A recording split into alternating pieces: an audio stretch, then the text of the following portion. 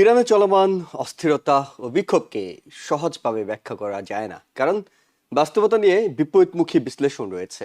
এক পক্ষ মনে করে ইসলামী বিপ্লবী শাসন এখনো শক্ত ভিতের উপর দাঁড়িয়ে আছে। অন্য পক্ষের মতে ভিতর থেকে ক্ষয় এত গভীর যে বড় ধাক্কায় তা ভেঙে পড়তে পারে। ইতিহাস বলছে আগেও বহুবার সরকার পতনের আশঙ্কা দেখা দিলেও শাসক গোষ্ঠী টিকে গেছে। তবে এবারের পরিস্থিতি ভিন্ন, কারণ সরকারের রাজনৈতিক ও নৈতিক বৈধতা গুরুতরভাবে প্রশ্নবিদ্ধ হয়েছে। দীর্ঘদিনের নিপীড়ন, একদলীয় ধর্মীয় শাসন, মানবাধিকার লঙ্ঘন এবং ভয়াবহ অর্থনৈতিক সংকটে সাধারণ মানুষের জীবন দুর্বিষহ হয়ে উঠেছে। বিশেষ করে তরুণ প্রজন্ম, যারা দেশের সংখ্যাগরিষ্ঠ, বেকার, মূল্যস্ফীতি ও স্বাধীনতার অভাবে ক্ষুব্ধ। মাহসা আমিনীর মৃত্যুর পর নারী, জীবন ও মুক্তি আন্দোলন এই ক্ষোভকে বিস্ফোরিত করেছে। রাষ্ট্রীয় দমনপীড়ন, ইন্টারনেট বন্ধ ও সহিংসতা আন্দোলন থামাতে পারেনি। একই সঙ্গে আমেরিকা ও ইসরায়েলের মতো বাইরের শক্তির হুমকিও হস্তক্ষেপের সম্ভাবনা আন্দোলনকে জটিল করে তুলেছে। এতে সরকার বিক্ষোভকে বিদেশি ষড়যন্ত্র হিসেবে তুলে ধরার সুযোগ পাচ্ছে, যা অতীতে তাদের টিকে থাকতে সাহায্য করেছে। ফলে বর্তমান আন্দোলন সফল হবে কিনা তা অনিশ্চিত। তবে নিশ্চিতভাবে বলা যায়, ইরানে ইসলামী বিপ্লবের আদর্শিক ভিত্তি ও শাসনের বৈধতা এখন ইতিহাসের সবচেয়ে বড় চ্যালেঞ্জের মুখে। এবং এই চ্যালেঞ্জের মুখে দাঁড়িয়ে আমরা আলোচনা করব ইরানের বর্তমান আন্দোলন, এটির ভবিষ্যৎ কোন দিকে যাচ্ছে এবং আন্তর্জাতিক যে হস্তক্ষেপ সেটি এই আন্দোলনকে কতটা জটিল করে তুলতে পারে। সবাইকে স্বাগত জানাচ্ছি TVN24 নিউজ নেটওয়ার্কের নিয়মিত আয়োজন আওয়ার ডেমোক্রেসি অনুষ্ঠানে। আপনাদের সাথে আছি আমি ইহসান জুয়েল। আমাদের সাথে আলোচক হিসেবে যুক্ত হচ্ছেন ইউনিভার্সিটি অফ নিউ অর্লিন্সের প্রফেসর ডক্টর মুস্তফা সরোয়ার এবং যুক্ত হচ্ছেন নিউ জার্সির মনমাউথ ইউনিভার্সিটির স্কুল অফ সোশ্যাল ওয়ার্কের dean professor doctor Golam Matbar. আপনাদের দুজনকে স্বাগত জানাচ্ছি। আমরা প্রফেসর ডক্টর মোস্তফা সরোয়ার, আপনার কাছে শুরু করতে চাই। এর মধ্যেই 2000-এর বেশি আন্দোলনকারী কিংবা পুলিশ ও আইন শৃঙ্খলা বাহিনীর সদস্য সহ নিহত হয়েছেন এবং এই আন্দোলনটি দিনকে দিন যতই সময় যাচ্ছে এটি গড়াচ্ছে, বড় হচ্ছে। অনেকে বাংলাদেশের বর্ষা বিপ্লবের সঙ্গে এটিকে তুলনা করছেন, যেটি 2024 সালের আগস্ট মাসে হয়েছিল। একইভাবে ইন্টারনেট বন্ধ হয়ে গেছিল, শাসক গোষ্ঠী গুলি চালিয়েছিল, নির্বিচারে হত্যাযজ্ঞ চলেছে, সেটি ইরানেও চলছে। কিন্তু ইরানের ব্যাপারে অনেকেই একটু সহানুভূতিশীল থাকেন, কারণ ইসলামী বিপ্লবের মাধ্যমে 1979 সালের দিকে সেটি তৈরি হয়েছে এবং অনেকেই মনে করছেন যে যারা পশ্চিমা বিশ্ব তাদের বিপরীতে দাঁড়িয়ে কোন একটি ইসলামী দেশ, ইসলামী গোষ্ঠী যদি টিকে থাকে সেটি ইরান। কিন্তু পরিস্থিতি এখন ভিন্ন। এই ভিন্ন প্রেক্ষাপটে আপনি কতটা দেখছেন যে এই শাসক গোষ্ঠী যারা এখন আছেন তারা টিকে যাবেন? না, এটার জন্য প্রশ্নটা খুবই ভালো এবং কমপ্লেক্স। এর উত্তর দেওয়াটা কঠিন। তবে আমরা এটাকে বুঝতে হলে ১ম দেখতে হবে যে what is the going on, field reality কি? অবজেক্টিভ রিয়ালিটিসটা কি ওখানে আছে? আর হলো যে কোন শক্তি ওখানে ইনভলভড। আচ্ছা, যেকোনো আমরা ১ম একটা ফান্ডামেন্টাল প্রিন্সিপাল যে যেকোনো সরকার সে যদি অটোক্রেটিক গভর্নমেন্ট হয়, সে যদি নরমাল পিসফুল ট্রানজিশন অফ পাওয়ারকে বন্ধ করে দেয়, হ্যাঁ, যেটা একটা নিরপেক্ষ নির্বাচন, ইনক্লুসিভ ইলেকশন, এটা যারা বন্ধ করে দেয়, সেটা সে ইসলামিক রিপাবলিকই হোক, সেটা socialist Republic of Iraq or Syria হোক, অথবা গাদ্দাফির মিক্সড সোশ্যালিজম ইসলামিক গভর্নমেন্ট হোক, অথবা হোসনি মুবারকের গভর্নমেন্ট হোক, অথবা বাংলাদেশের হাসিনা গভর্নমেন্ট হোক, যেখানে স্বাধীনতার চেতনা, অথবা মানে এই যে শ্রীলঙ্কার গভর্নমেন্ট, যেখানেই গভর্নমেন্টের যে চেঞ্জ অফ দ্য গভর্নমেন্ট, সেটা যদি একটা পিসফুল ওয়েতে, একটা ইনক্লুসিভ জনগণের অভিমতের মাধ্যমে, that is an inclusive election, এটা যদি না হয়, তাহলে সেই গভর্নমেন্ট যতটাই শক্তিশালী হোক না কেন, কোনো না কোনো সময় সে পড়ে যাবে, কারণ তাকে পরিবর্তনের অন্য কোনো শান্তিপূর্ণ উপায় নেই। একমাত্র ভায়োলেন্সের মাধ্যমে এই গভর্নমেন্টগুলোর পতন হয়। তাহলে আপনি হয়তো প্রশ্ন করবেন যে what is going on in China অথবা রাশিয়া? ওই দেশগুলো একটু ভিন্নতার কেন আমি বলি, ওই সব দেশে কিন্তু ডেমোক্রেটিক প্র্যাকটিস আমরা ইতিহাসের পর ইতিহাস ঘেটেও খুব কম আমরা পাই। ওই যে ডুমা ছিল আপনার রাশিয়াতে, কিন্তু তার পাওয়ার ছিল না। যে কোনো সময় জার ওটাকে শেষ করে দিতে পারতো। আবার কোমেন্টান গভর্নমেন্ট যে আসছিল চায়নায় প্রথম দিকে, ন্যাশনালিস্ট গভর্নমেন্ট সানিয়া সেনের, সেটাও ছিল আর্মির লোকজন ছিল, এবং Chiang Kai Shek was a military general. কাজেই ওরা ভিন্নতর, কিন্তু যারা কিছুটা ডেমোক্রেসির স্বাদ পেয়েছিল, যেমন ধরেন আমরা, ইরান কিংবা মিডল ইস্টের কিছু অংশ, ওই যে কলোনিয়াল রুলের আন্ডারই কিন্তু অটোনমি ছিল, এগুলো যারা ভোগ করেছে তাদেরকে এভাবে দমিয়ে দেওয়া যে আমি জোর করে তোমাকে আমি হাতে রাখবো, সেটা ইসলামিক হোক, সোশ্যালিস্ট হোক কিংবা অন্য কোনো ফর্মই হোক না কেন, সেটা কিন্তু কাজে লাগে না। আচ্ছা, এটা হলো প্রিন্সিপাল আইডিয়া। যে তাহলে ওখানকার গভর্নমেন্টটা কি? ওই গভর্নমেন্টের নির্বাচন দেয়, ইরানে কিন্তু নির্বাচন আছে, কিন্তু নির্বাচনটা কি? Not inclusive. Ayatollah Khamenei say panel থেকে বেছে নেয় যে কারা কারা ওখানে দাঁড়াতে পারবে। That means it is not inclusive. এটা যেটাকে আমরা বলি যে the whole process is disenfranchising a big group of people who cannot participate into the transition of the government or change of the government. এটা ওখানে আছে, এটা হলো মেইন কন্ট্রাডিকশনস ওখানে কাজ হচ্ছে। এখন বর্তমান পরিস্থিতিতে ইরানের যে গভর্নমেন্ট, তার হলো ইরানিয়ার গভর্নমেন্ট একদিকে, তার সঙ্গে জড়িয়ে আছে আইআরজিসি, রেভলিউশনারি গার্ড, আর আরেকটা আছে যেটা ওর চেয়েও ডেঞ্জারাস, সেটার নাম হলো বাসিজ। এই বাসিজ যে, এটা হলো ওই যে গুন্ডা, হ্যাঁ, আমাদের ওই বাংলাদেশের সঙ্গে যদি আমরা কম্পেয়ার করতে চাই আমাদের দর্শকরা, এটা হলো যে হেলমেট বাহিনী কিংবা ছাত্রলীগের গুন্ডা বাহিনী ইত্যাদি ইত্যাদি, এদের সঙ্গে কিছুটা মিল আছে, কিন্তু তার চেয়ে আরো ভয়ানক। হ্যাঁ, এরা কিন্তু একদম গভর্নমেন্ট স্পন্সার্ড প্যারামিলিটারি ফোর্সেস, এই বাসিজ এরা। আর অন্যদিকে কারা আছে আমাদের দেখতে হবে, এটা খুবই গুরুত্বপূর্ণ, যে অন্যদিকের যে coalition, it's a broad spectrum of coalition, কোন সলিড নেতৃত্ব নাই, যেটা অনেকটা বাংলাদেশের আন্দোলনের মতো, জুলাই আন্দোলনের। মানে মাস্টার মাইন্ড কেউ নেই, মাস্টার মাইন্ড বলে প্রকৃত একজন নয়, ওগুলো বানানো মাস্টার মাইন্ড, ওগুলো ফালতু। আচ্ছা, এখানে যারা আমরা দেখছি যে মুজাহিদিন নামে একটা লেফট উইং অর্গানাইজেশন আছে, যার লিডার হলো মারিয়াম রাজাভি। হ্যাঁ, এটা মাসুদ রাজাভি একসময় ইরানের নেতা ছিলেন, হ্যাঁ, তার আত্মীয় মারিয়াম রাজাভি। আর একজন আছে যেটা গ্রিন পার্টি, এরাও কিন্তু ক্লান্ডেস্টাইন, এরা কিন্তু ওপেনলি ওখানে পলিটিক্স করতে পারবে না, তার Mir Hossain মুসাফি। This is very interesting. এই হোসেন মুসাফি কিন্তু 1979 এর যে বিশাল আন্দোলনে বিরাট ভূমিকা নিয়েছিল, কিন্তু পরে পাওয়ার স্ট্রাগলে তারা দাঁড়াতে পারেনি, দে লস্ট।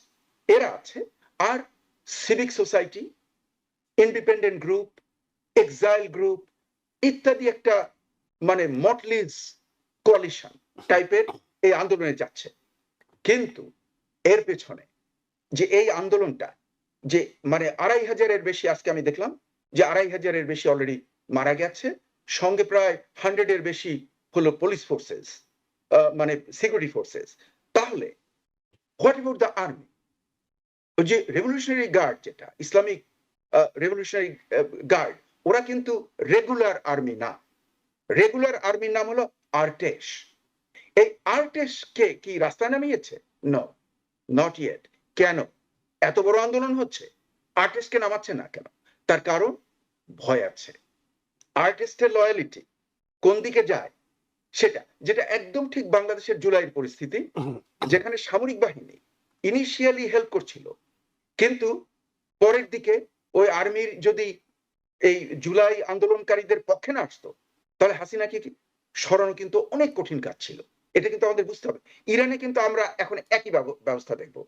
এই আর্টেশ যে ইরানের রেগুলার আর্মি, তারা কিন্তু চুপ করে আছে এবং তাদেরকে রাস্তায়ও নামাচ্ছে না, কারণ গভর্নমেন্ট ক্যানট বি শিওর যে তারা কোন দিকে চলে যায়। হ্যাঁ, বিদ্রোহ হয়ে যেতে পারে সামরিক বাহিনীর। যখন আপনি সিভিলিয়ানকে গুলি করবেন, তাহলে গুলি করতে গেলে সাধারণ সামরিক বাহিনীর যারা লোক, তারাই একসময় খেপে যায় যে না, আমি আমার ছেলেদেরকে মারবো, আমারই তো ভাইয়ের ছেলে, আমার বোনের ছেলে, আমার বন্ধুর ছেলে, no, I am not going to kill them.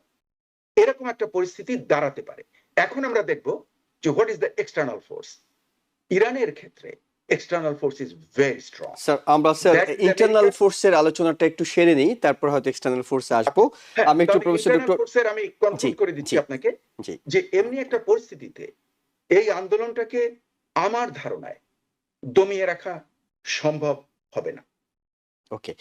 Professor doctor Golam M মাদবর, আপনার কাছে যাই, আমরা বিবিসিতে দেখছিলাম তাদের ইন্টারন্যাশনাল এডিটর জেরমি বোয়েন তিনি একটি অ্যানালিসিস করেছেন। তিনি অ্যানালিসিসটাতে লিখছিলেন যে আর্নেস্ট হেমিংওয়ের একটি মন্তব্য দিয়ে যে এই স্বৈরাচারী সরকারগুলো তারা কি করে, তারা গ্র্যাজুয়ালি মরতে থাকে এবং সাডেনলি সেটি পতন ঘটে। কিন্তু তিনি বিশ্লেষণ করে দেখাচ্ছেন ইরানের পরিস্থিতি সেরকম নয়, কারণ এর আগেও আমরা দেখেছি ইরানে এই 1979 সালের ইসলামী বিপ্লবের পরে প্রায় হাফ ডজন, প্রায় 6টির মতো বড় বড় এই ধরনের গণভ্যুত্থান আন্দোলন, বড় বড় আন্দোলন হয়েছে, সেটিকে শেষ পর্যন্ত দমানো গেছে। এবারের পরিস্থিতিটা কি? এবারও কি সরকার টিকে যাবে, নাকি মনে হচ্ছে এবার কিছু একটা হয়ে যাবে? ধন্যবাদ। আসলে শ্রদ্ধেয় মোস্তফা সরোয়ার স্যার কিন্তু খুব সুন্দরভাবে ইতিহাস ইজ ভেরি ইম্পর্ট্যান্ট। আমার মনে হয় এটা আমাদের সবারই মনে রাখা উচিত। ঐতিহাসিকভাবে ইরানের পরিস্থিতি, ইরানের সিভিলাইজেশন, ইরানের রাজনৈতিক কারেন্ট এবং কন্টেম্পোরারি এবং past historical is very important to put the things into context.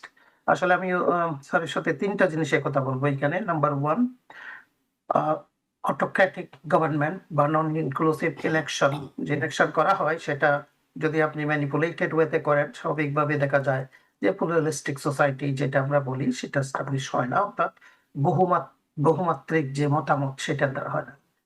এখন সবচেয়ে বড় সমস্যা 2টো জিনিস, একটা হচ্ছে মুদ্রাস্ফীতি, আরটা হচ্ছে দ্রব্যমূল্য বৃদ্ধি।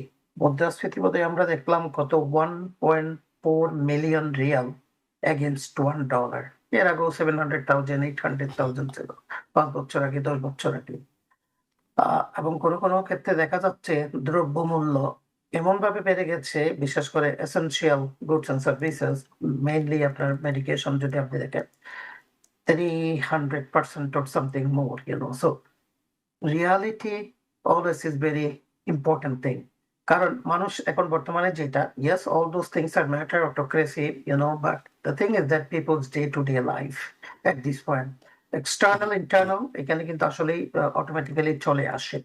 আপনি দেখুন ইরানের এই যে আমি বললাম মুদ্রাস্ফীতি বা দ্রব্যমূল্য বা ইরানের যে কারেন্সির ডিভ্যালুয়েশন, অর্থনীতি, এটা কিন্তু 1979 থেকে শুরু হয়েছে। আমরা জানি রিভলিউশন যেটা জাশা পাল্লবীকে যে আউটস্টেট করে, আপনি দেখুন তখন থেকে যদি আপনি চিন্তা করেন United states imposed sanction right from that day, এবং বিভিন্ন সময়ে যে ইরানকে আর অনেকগুলো স্যাংশনের সম্মুখীন হতে হয়েছে, not only by United States, also by the allies of the United States. এবং তাদের যে তেলের যে আমরা জানি যে বিলিয়ন বিলিয়ন যে ব্যারেলস যেগুলো তারা উৎপাদন করে, আমরা জানি ভেনিজুয়েলার পরে হচ্ছে ইরান, হচ্ছে সৌদি আরব এবং ইরান, এই দুটো হচ্ছে সবচেয়ে তেল রপ্তানিকারক দেশ। তাদের পুরো ইকোনমি ডিপেন্ড করে কিন্তু তেলের উপর। এমবার্গো, স্যাংশনস এবং আইসোলেশন ইরানকে যেভাবে করা হয়েছে, বিশেষ করে with the lead by some of the the western countries, I think that really crippled the economy of the country. এখন বর্তমান যে পরিস্থিতি আমরা যেটা, আমি যদি জাস্ট আপনার প্রশ্ন উত্তর টু দি পয়েন্টে বলতে চাই, যেটা আর কি, যে 72% ইনফ্লেশন দেখা যাচ্ছে, which is higher than like just few years ago, so that's really মানুষের এখন কিন্তু না বিশ্বাস দিয়ে বিশ্বাস। On the other side isolation যেটা সারা ওয়ার্ল্ডের থেকে করে ফেলেছেন। আমি জানি দেশপ্রেম ইজ ভেরি ইম্পর্টেন্ট। আমরা একটু আগে যে বললাম যে ইরান কি আগের মতো কি এবারও কিন্তু এগুলা দমন করতে পারবে? হ্যাঁ, দমন হয়তো করতে পারবে, আবার হয়তো পারবেও না। এখন ন্যাশনালিজম কিন্তু ডিপেন্ড করে, আপনার প্যাট্রিয়টিজম ডিপেন্ড করে আপনার মানুষের, যখন আগে তো পেটে ভাত থাকতে হবে, আগে তো নিজেদের ভিত থাকতে হবে, নিজেদের day to day lifestyle maintain করতে হবে। দ্যাট ইজ হোয়াই, এবং young generation also getting frustrated because all kinds of miseries they are facing on day to day life. এখন এক্সটার্নাল ফোর্স কিন্তু এখানে ভেরি ইম্পর্টেন্ট। আমরা জানি আমরা internal force দিয়ে ইন্টারনালি দেখতে চাচ্ছি। ইলেকশন আপনি দেখুন, Iranian civilisation is very strong civilisation. আমরা দেখছি বিভিন্ন সময়ে এত কিছু আমরা বলছি অটোক্রেসি হোক বা ম্যানিপুলেটেড ইলেকশন হোক, তারপরেও কিন্তু জনগণ কিন্তু একটা সিভিলাইজেশন শো করে এই ইরানে। এটা কিন্তু সবসময় কিন্তু ওরা এই ভায়োলেন্সটা কিন্তু এড়িয়ে চলেছেন। কিন্তু এইবারে যেটা এখন সমস্যাটা যেটা হচ্ছে, যেহেতু নন পার্টিসিপেটরি আপনার এলিমেন্ট যেগুলো স্যার যে দুটো বললেন যে মুজাহিদিন বা গ্রিন পার্টির যে সদস্য, this people they are kind of isolated এবং তাদেরকে কিন্তু এখন ইম্প্যাক্টাস দেওয়া হচ্ছে এবং পার্টিকুলারলি এক্সটার্নাল ফোর্সটা এখানে। আপনি দেখুন আজকে বেশ কয়েকটা কথা বলেছেন যে আসলে গত পরশুদিন থেকেই আমাদের প্রেসিডেন্ট ট্রাম্প বলছে help is on the way এবং দেখুন জি, আমিও আসলে ট্রাম্পের প্রসঙ্গে যাব। এর আগে আসলে ভিতরকার পরিস্থিতিটা একটু আচ্ছা, বুঝে উঠতে চাচ্ছিলাম তো আপনাদের কাছ থেকে। ভিতরকার এখন যে ব্যাপারটা সেটা হচ্ছে অর্থনীতি ইজ ভেরি ইম্পর্ট্যান্ট মানুষের, এবং মানুষ কিন্তু ডে বাই ডে কিন্তু অনেকটা কিন্তু হতাশ হয়ে যাচ্ছে the way actually they are dealing with their day to day life.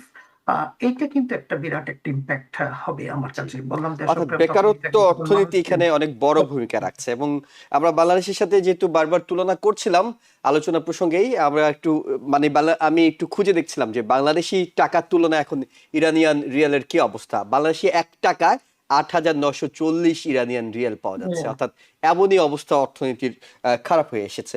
আমি একটু ফিরি ডক্টর মোস্তফা স্যার আপনার কাছে ফিরি, সেটি হলো আপনি এক্সটার্নাল ফ্যাক্টর গুলোর কথা বলছেন। এক্সটার্নাল ফ্যাক্টর বলতেই তো আমরা সবাই মোটা দাগে বুঝি আমেরিকা, ইসরায়েল, তাদেরকে বুঝি এবং আমাদের প্রেসিডেন্ট এবার শুরু থেকেই ইরানিয়ান বিক্ষোভকারীদেরকে সমর্থন জানাচ্ছেন।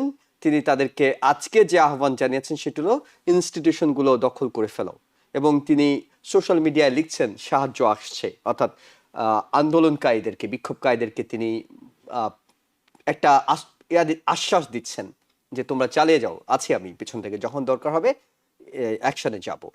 কি অ্যাকশন হতে পারে কিংবা অ্যাকশনটা আমরা কি হতে পারে সেটি পরে আলোচনা করে আপনার কাছে জানতে চাই আমেরিকার প্রভাব কিংবা আমেরিকা ইরানের এই উত্তপ্ত অবস্থা কিংবা ইরানকে বাজে দিকে ঠেলে দিতে, খাদের কিনারে ঠেলে দিতে, অর্থনীতি বলেন রাজনীতি বলেন, সেটা কতটা ভূমিকা রেখেছে? এটা বলার আগে আপনি যে ওই যে রিয়াল এবং বাংলাদেশের টাকার কম্প্যারিজন করলেন, এটা কিন্তু খুবই সুন্দর হয়েছে। এটাকে আমি একটু অ্যাড করব আপনার সঙ্গে। আপনি দেখবেন যে 1979 এ যখন ইসলামিক বিপ্লবটা হয় তখন $1 ছিল 70 Real. $1 equal to 70 reels in 1979। আর এখন হলো $1 equal to 1.4 মিলিয়ন রিয়ালস। মানে আমরা সবাই মিলিয়নার বিলিয়নার ইরানে গেলে দাঁড়ান না, 200,000 টাইমস মাত্র 47 বছরে, পড়ে গেছে মাত্র 47 বছরে। আর আমি এটা বাংলাদেশের সঙ্গে যদি আমি কম্পেয়ার করি, লেটস সি যে আমরা 1971 এ $1 ছিল অ্যাপ্রক্সিমেটলি 4 টাকা তখন যে এক্সচেঞ্জে, আর এখন হলো 1 টাকা ইকুয়াল টু 120 টাকা, 22 টাকা সেটা হলো কোন ক্ষেত্রে। হ্যাঁ, তাহলে কম্পেয়ার করেন 30 টাইমস আমাদের ব্যাপারে বাংলাদেশে ভার্সেস 200,000 টাইমস, 2 লক্ষ টাইমস। তার মানে যে এই যে এখানেই আপনার যে করোনারি প্রশ্নটা যে এটা কেন, এটা হওয়ার পেছনে ছিল যে যুক্তরাষ্ট্রের স্যাংশন, যে 1979 এর পর থেকে যে স্যাংশন শুরু হয় এবং সেটা মোটামুটি একটা দারুণ ইন্টেন্সিফাই হওয়া শুরু করে 1995 এ ক্লিনটনের শাসনামল, এবং তারপরে এটা বিভিন্ন ফেজে এটা কন্টিনিউ করে, মাঝে মাঝে একটু কমিয়ে দেয়, কিন্তু আবার ক্লিনটন কিন্তু তাদের ন্যাশনাল অ্যাসেট যেটা সেটাও ফ্রিজ করে দিয়েছিল কয়েক বিলিয়ন ডলার। আচ্ছা, এমনি করে করে ইরানের যে অর্থনীতি ভিতরে কিন্তু ঘুণে ধরে যায়, মানে ভেঙে পড়ে। এটা আমরা জানি যে এটা অনেকে বাইরে বলে যে যুক্তরাষ্ট্রের সঙ্গে টেক্কা দিলে দিয়ে ইরান টিকে যেতে পারে, হ্যাঁ রাশিয়া টিকে যেতে পারে, কিন্তু আই টেল ইউ যুক্তরাষ্ট্রের সঙ্গে টেক্কা মারাটা একটু কঠিন ব্যাপার। হ্যাঁ, এই যে একটা এক্সাম্পল দেখেন যে কি পরিমাণ তারই, এবং আমি এখানে অ্যাড করব রাশিয়ার অর্থনীতিও কিন্তু ভিতরে ভিতরে ভেঙে পড়ছে। ওখানেও কিন্তু মানে ইনফ্লেশন, দ্রব্যমূল্য, ল্যাক অফ কমোডিটি কিন্তু চরম পর্যায়ে যাচ্ছে, এবং এটা খুবই পরিস্থিতি জটিলতায় চলে যেতে পারে। চীনের ব্যাপারটা আলাদা, কারণ চীনের সঙ্গে কিন্তু যুক্তরাষ্ট্রের ট্রেড রিলেশনশিপ অতি স্ট্রং। ইনফ্যাক্ট আমেরিকা যে ধার করে টাকা, সবচেয়ে বেশি কান্ট্রি ওয়াইজ সবচেয়ে বেশি টাকা ধার দিয়েছে চীন। চীন হলো যুক্তরাষ্ট্রের সবচেয়ে বড় ধার মানে মহাজন। আচ্ছা, যাই হোক, মানে ওখানে কিন্তু অন্য পরিস্থিতি। তাহলে আপনি বললেন যে এমনি একটা কন্ডিশনস যেখানে এই স্যাংশনের জন্য এটা হলো, তাহলে বর্তমানে এটা কি রোল প্লে করতে পারে সেটার আমরা খুব একটা মানে আমি যে জিনিসটা দেখলাম তাতে আমার যেন মনে হচ্ছে যুক্তরাষ্ট্র হয়তো যেহেতু নেতৃত্বের ভেতরে ওই যে মেরিয়াম রাজাভির কথা বললাম, মরিয়াম রাজাভি, কিংবা যে উনি হলেন মুজাহিদিন পার্টি লিডার, আর Mir Hossein Mousavi green party, এবং অন্যান্য যারা আছে, অথবা সামরিক বাহিনী আর্টেজের জেনারেলরাও আছে এই এই কাউন্টের ভেতরে। তার মধ্যে আরেকটা অ্যাড করেছে ডোনাল্ড ট্রাম্প হলো রেজা শাহ পাহলভির ছেলেকে অ্যাড করেছে।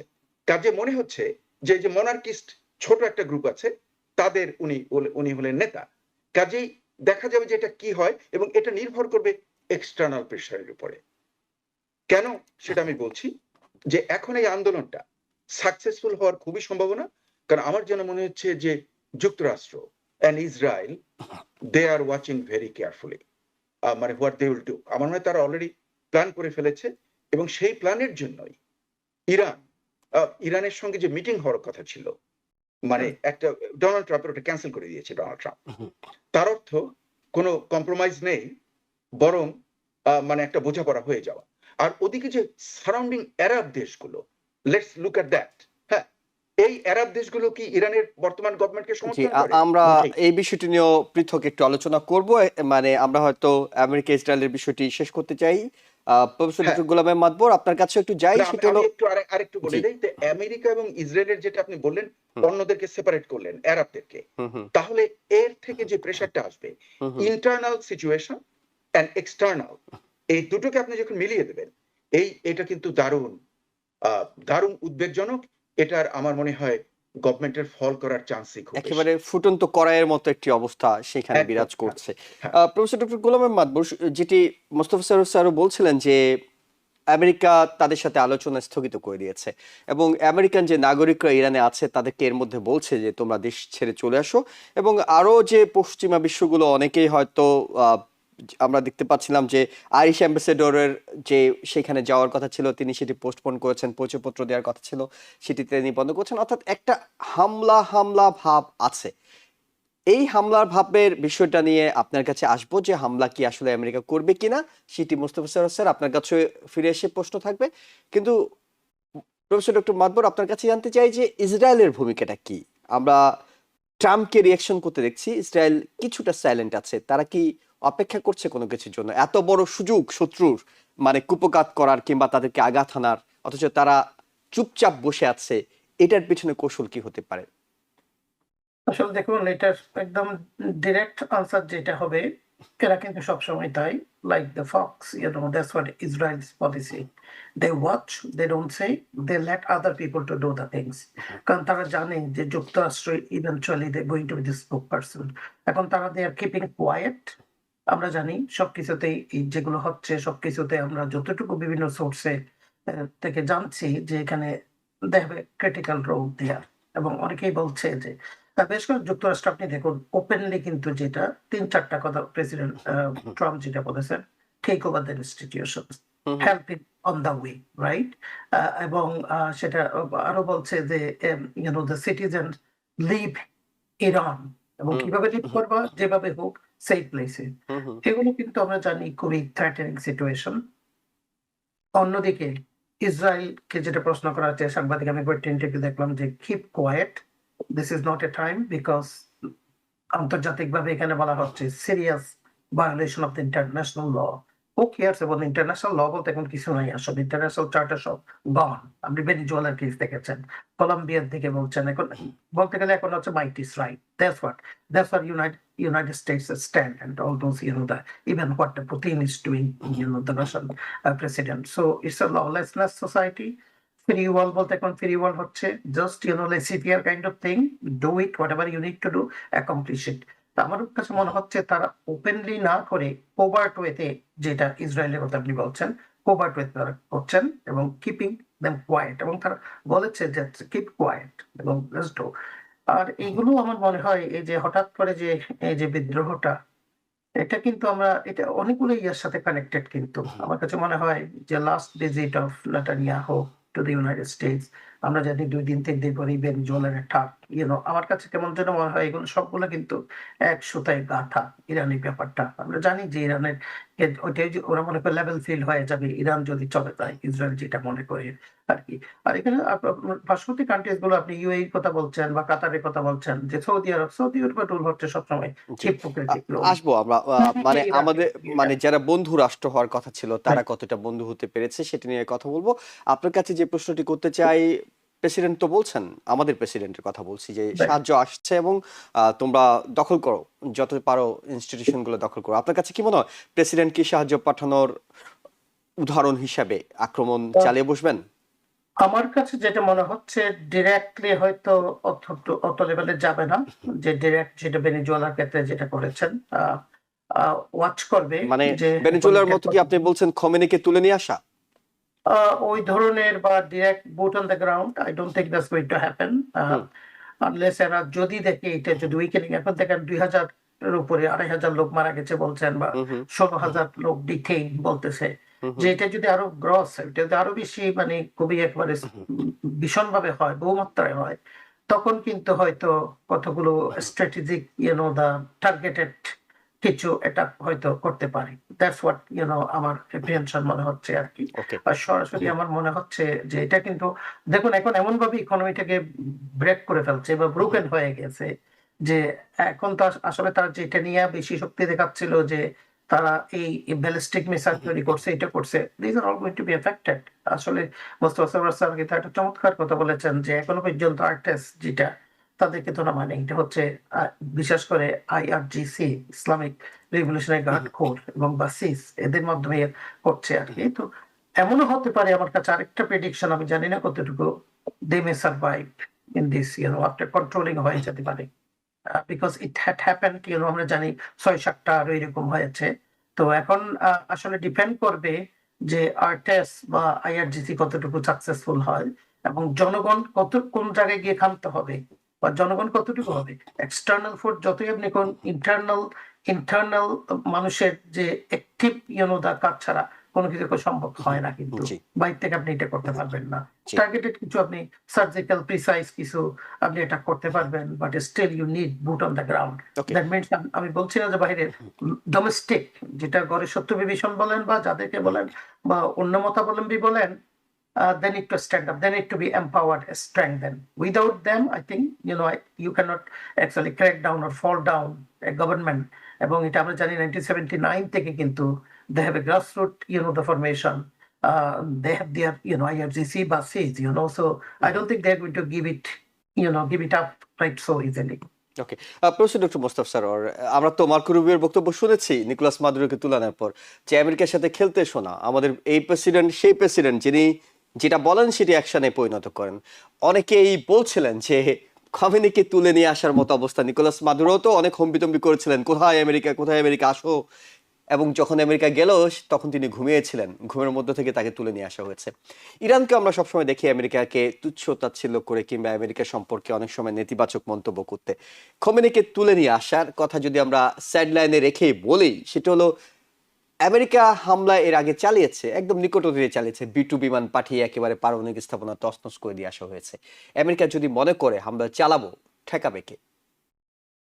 না, আমেরিকা চাইলে তো ঠেকাবার কেউ নেই। আমরা তো দেখলাম যে ভেনেজুয়েলাকে লিপ সার্ভিস দিয়েছিল রাশিয়া এন্ড চায়না, হ্যাঁ, এবং এমনকি মানে চায়নার কিন্তু কিছুটা নেভাল ফোর্স ওখানে ওরা হাজির করেছিল ওই ভেনেজুয়েলার আশেপাশে।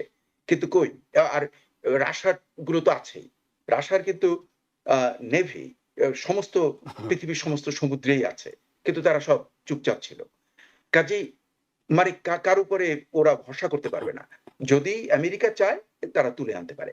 কিন্তু আমার যেন মনে হয়, আমার ধারণা যে যেটা সাধারণত যুক্তরাষ্ট্র ওস্তাদ, যে মানে যুক্তরাষ্ট্রের ইন্টেলিজেন্সের কিন্তু পেনিট্রেশন রয়েছে ইরানের গভর্নমেন্টের ভেতরে।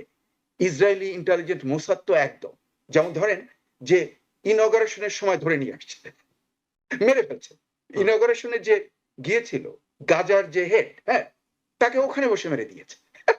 কাজেই ওদের তো স্পাই ইন্টেলিজেন্স মোসাদের ওর তো চারিদিকে আছে এবং একেবারে ওই নির্দিষ্ট কক্ষে, যে কক্ষে তিনি ছিলেন সে কক্ষে এই মিসাইলটি হামলা করা হয়েছিল। এক্স্যাক্টলি একেবারে মানে মানে সিলেক্টেড, অনেক জায়গায় হামলা করে তাকে মেরে ফেলার বিষয় ছিল না।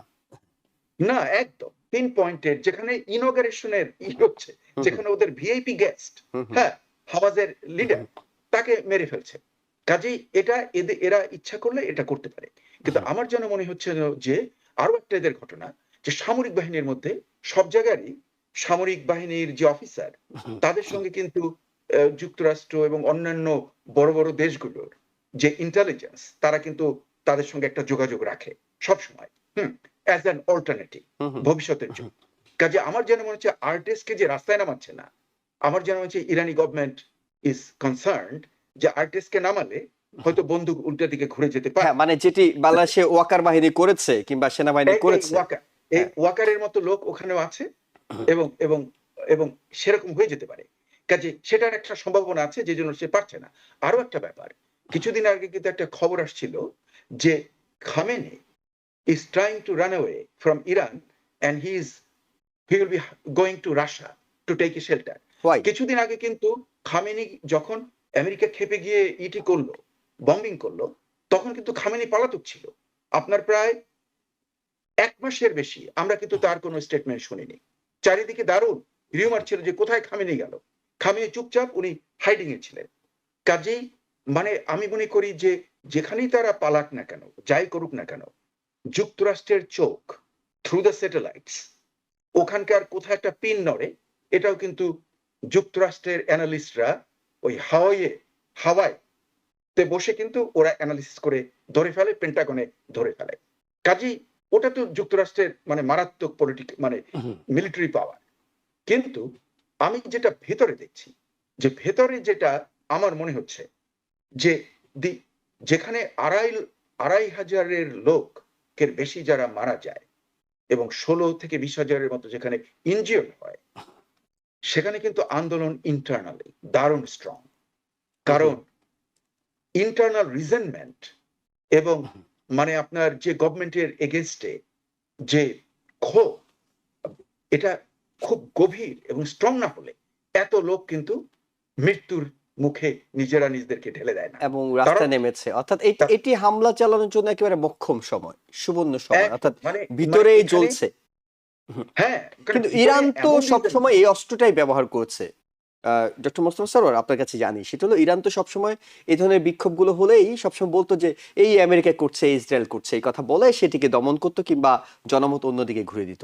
এবারও যখন আমেরিকা খুব স্ট্রংলি বিষয়গুলো বলছে, ইরানের হাতে তো সেই সুযোগটা আছে যে এটা আসলে আমার দেশের মানুষের আন্দোলন না, এটা আমেরিকা এই আন্দোলনটা করাচ্ছে।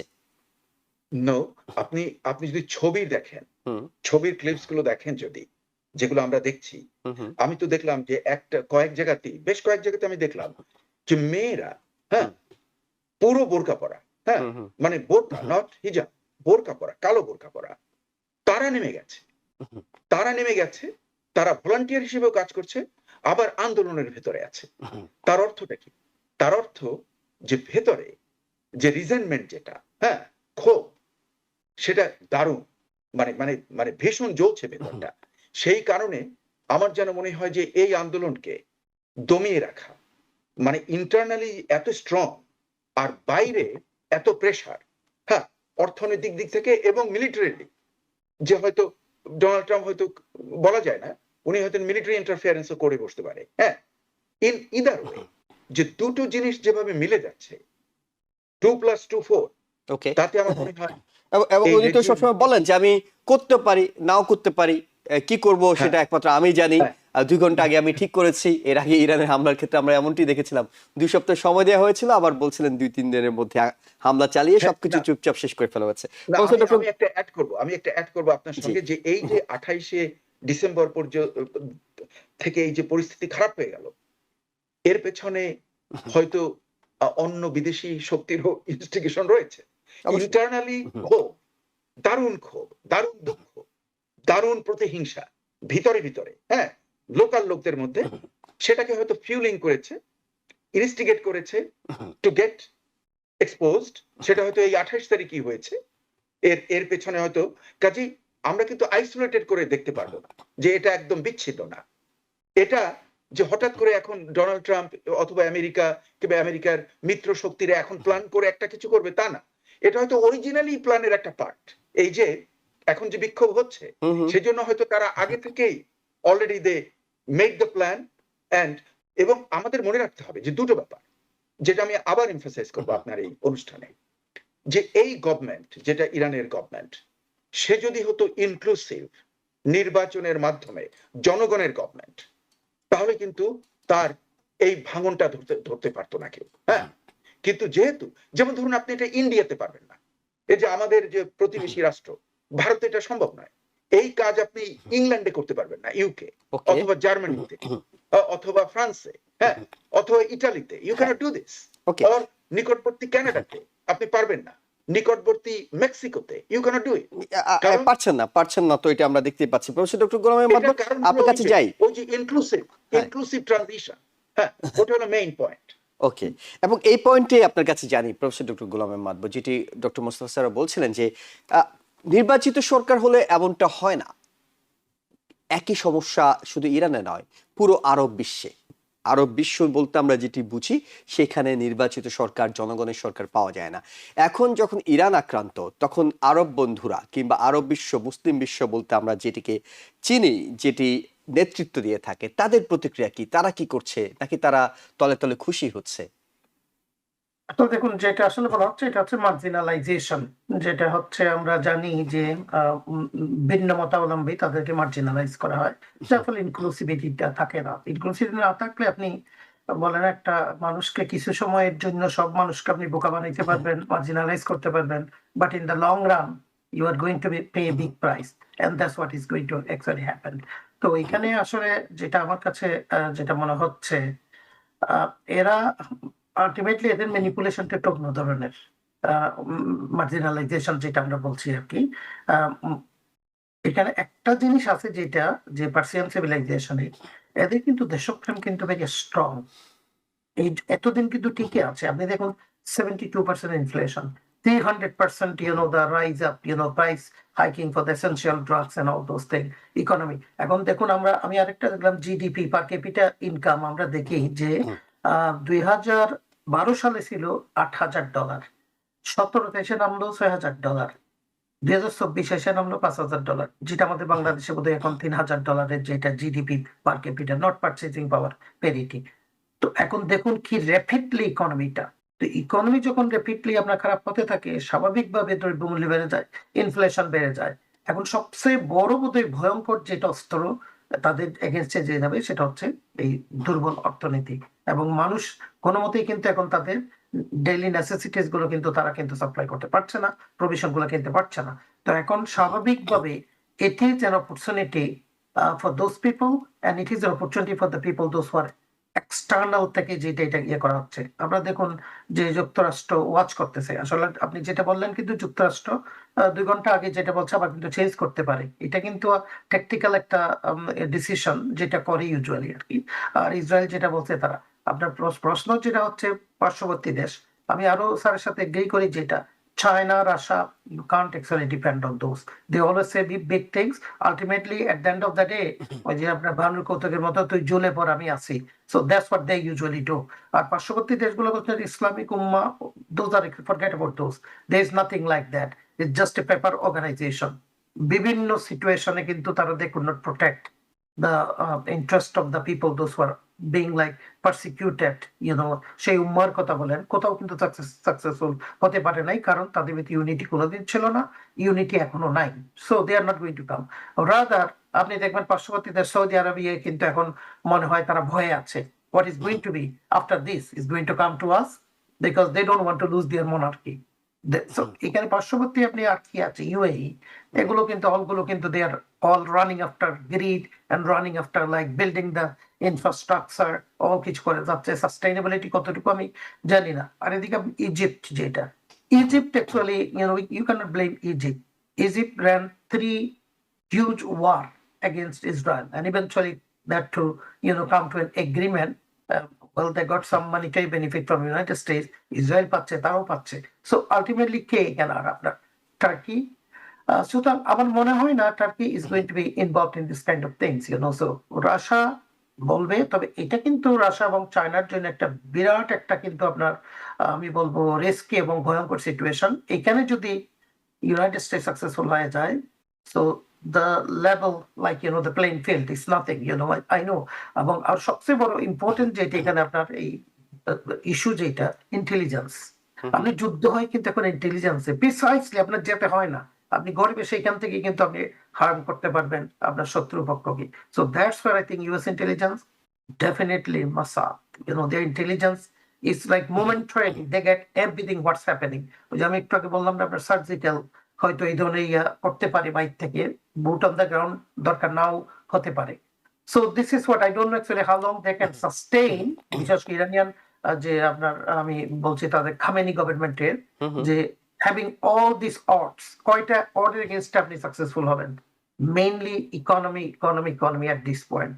I think that's when I think they are going to fall down. আমার কাছে মনে হচ্ছে তাদের যদি পতন হয় এটার জন্যই পতন হবে, ওকে, কারণ আপনি মানুষ আপনার কাছে একটা সম্পর্ক প্রশ্ন করি প্রফেসর ডক্টর গোলাম মাদবর, সেটা হলো ইরানের পতন যদি হয়ে যায় আমরা ধরে নিলাম, এটি তো বড় ধরনের একটা ডিজাস্টার তৈরি করবে, কারণ নিঃসন্দেহে তখন নিয়ন্ত্রণটা কার হাতে থাকবে? যখন এই ধরনের সরকার আমরা দেখি, আমরা বারবার বাংলাদেশের সাথে তুলনা করছি, আমরা দেখেছি বাংলাদেশে ৩-৪ দিন কোনো সরকারই ছিল না, ছাত্ররা রাস্তায় নেমে ট্রাফিক কন্ট্রোল করেছে, ময়লা পরিষ্কার করেছে, আইন শৃঙ্খলা একটা অরাজকতা যেটি ধারা এখনো ১.৫ বছর পরেও আছে।